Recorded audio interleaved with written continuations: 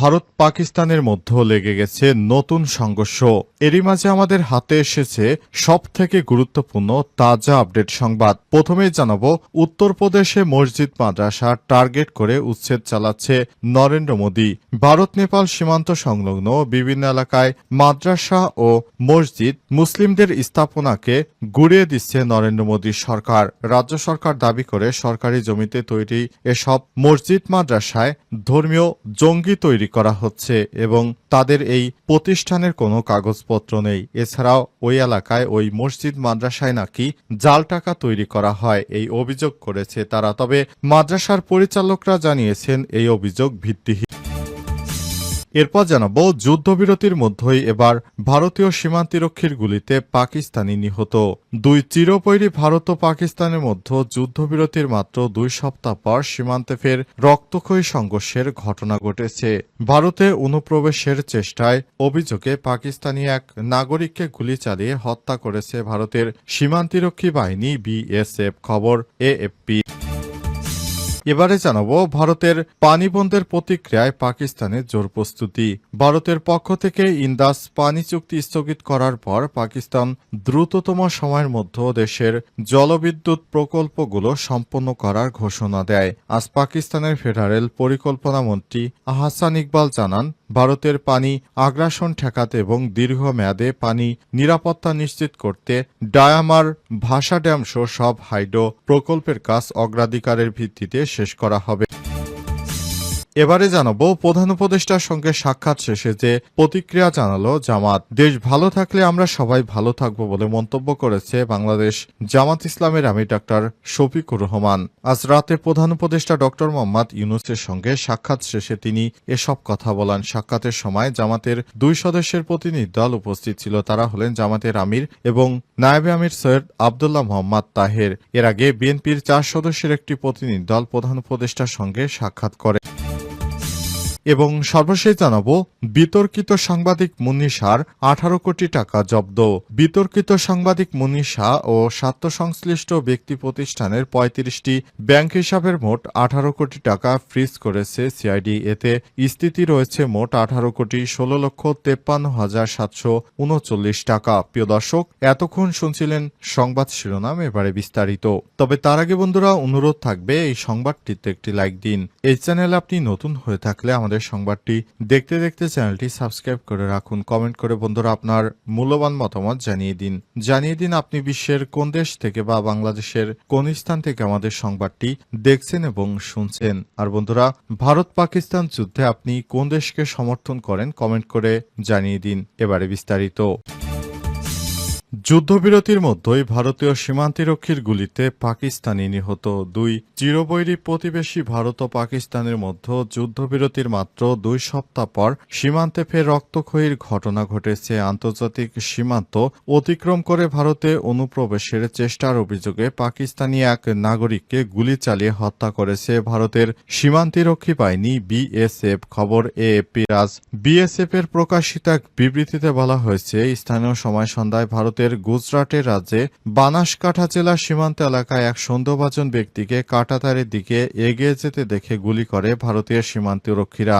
দায়িত্বরত বিএসএফ এর সদস্যরা তাকে বারবার সতর্ক করছে বলে অভিযোগ করে, কিন্তু নির্দেশনা উপেক্ষা করে তিনি ভারতের ভূখণ্ডে ঢুকে পড়ার চেষ্টা করেন। এজন্য সরাসরি গুলি চালাতে বাধ্য হয় বিএসএফ এর সদস্যরা। ঘটনাস্থলে ওই ব্যক্তি মারা গেছেন বলে জানিয়েছে বিএসএফ এর সদস্যরা।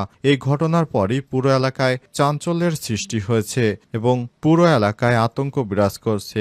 একটি যুদ্ধ পরিস্থিতির মধ্যে হঠাৎ করে ওই এলাকায় আবার সাধারণ জনগণকে উদ্দেশ্য করে এই ধরনের হামলা কোনোভাবেই কাম্য নয়। এই হামলার ফলে নতুন করে আবার ভারত যুদ্ধের জন্য উস্কানি দিচ্ছে বলে মনে করা হচ্ছে।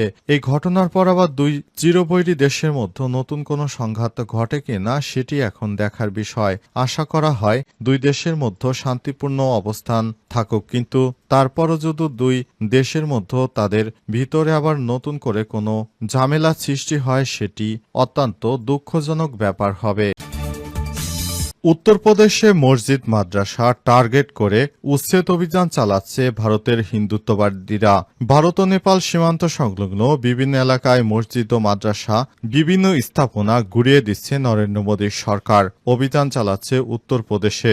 রাজ্য সরকারের দাবি, সরকারি জমিতে অবৈধ যেসব মাদ্রাসা ধর্মীয় স্থান রয়েছে সেগুলো সিলগালা করে দেয়া বা ভেঙে ফেলা হচ্ছে, যাদের কোনো বৈধ কাগজপত্র নেই। কিন্তু ওই রাজ্যের সমস্ত মাদ্রাসাগুলির বৈধ কাগজপত্র রয়েছে বলে জানিয়েছে মাদ্রাসার বিভিন্ন পরিচালকরা। ওই রাজ্যের ৭ জেলায় চালানো এই অভিযানের ফলে বহু মাদ্রাসায় পড়াশোনাও থমকে গেছে বলে অভিযোগ। রাজ্য সরকার নেপাল সীমান্তে ১৫ কিলোমিটার মধ্যে অবস্থিত ধর্মীয় স্থান, মাদ্রাসা, ঈদগাহ সহ বিভিন্ন প্রতিষ্ঠান গুড়িয়ে দিচ্ছে। সরকারের তরফ থেকে জানানো হয়েছে ১৪ মে পর্যন্ত ২২৫টা মাদ্রাসা, ৩০টি মসজিদ, ২৫টি মাজার ও ৬টি ঈদগাহের বিরুদ্ধে এমন ব্যবস্থা গ্রহণ করা হচ্ছে। উত্তরপ্রদেশের সংখ্যালঘু বিষয়ক মন্ত্রী ওম প্রকাশ রাজভর বিবিসিকে বলেছেন, মাদ্রাসা খুললে সেখানে শিক্ষাদান করেন সেটাকে হোটেল বা আবাসস্থল বানিয়ে ফেলবেন না।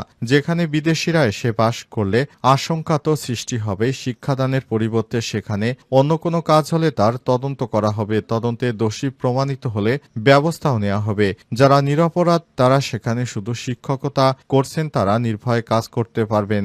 উত্তরপ্রদেশের সরকার সন্দেহ করছে, যথাযথ কাগজপত্র ছাড়া যেসব মাদ্রাসা চালানো হচ্ছে সেখানে বিভিন্ন ধরনের বেআইনি কাজ হয়। তারা মনে করছে এই সব জায়গায় জঙ্গিদের ট্রেনিং করছে মুসলিমরা। সংখ্যালঘু কল্যাণমন্ত্রী ওম প্রকাশ রাজভর বলেছেন, এই রাজ্যের দু একটা মাদ্রাসায় জাল নোট ছাপানো হচ্ছিল, সেগুলো পুলিশের হাতে ধরা পড়েছে। তবে মাদ্রাসা সঞ্চালনকারীদের দাবি এসব অভিযোগ ভিত্তিহীন। উত্তরপ্রদেশের শ্রাবস্তি জেলার বাঙ্গাইলের মাদ্রাসার সঞ্চালক মেরাজ আহমেদ বলেছেন, এই এলাকায় সংখ্যালঘু জনগোষ্ঠীর সংখ্যা মোটামুটি, তবে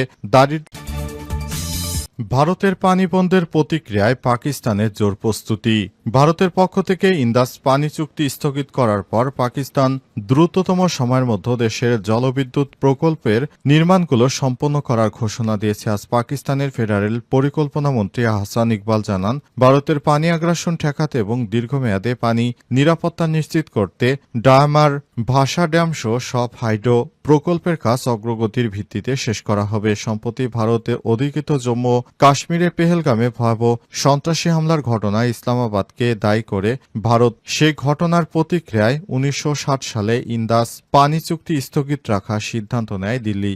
যদিও পাকিস্তান এই হামলার সঙ্গে সম্পৃক্ততার কথা অস্বীকার করেছে, তবে দুই দেশের মধ্যেই যুদ্ধবিরতি চুক্তি হলে পানি চুক্তি এখনও পুনরায় কার্যকর হয়নি। মন্ত্রী আহসান ইকবাল আরও বলেছেন, ভারতের পানি আগ্রাসনের প্রেক্ষিতে আমরা দেশের সব জলসম্পদ প্রকল্প দ্রুত সম্পন্ন করার বিষয়ে প্রতিশ্রুতিবদ্ধ। পানি নিরাপত্তার প্রশ্নে কোনো ছাড় দেওয়া হবে না। তিনি আরও জানান, আসন্ন বাজেটে এই প্রকল্পগুলোর জন্য অগ্রাধিকারের ভিত্তিতে অর্থ বরাদ্দ দেওয়া হবে। ভারতের প্রধানমন্ত্রী নরেন্দ্র মোদী সম্প্রতি ঘোষণা দেন যে নদীর উপর ভারতের অধিকার রয়েছে, সেগুলো থেকে পাকিস্তানকে পানি দেওয়া হবে না।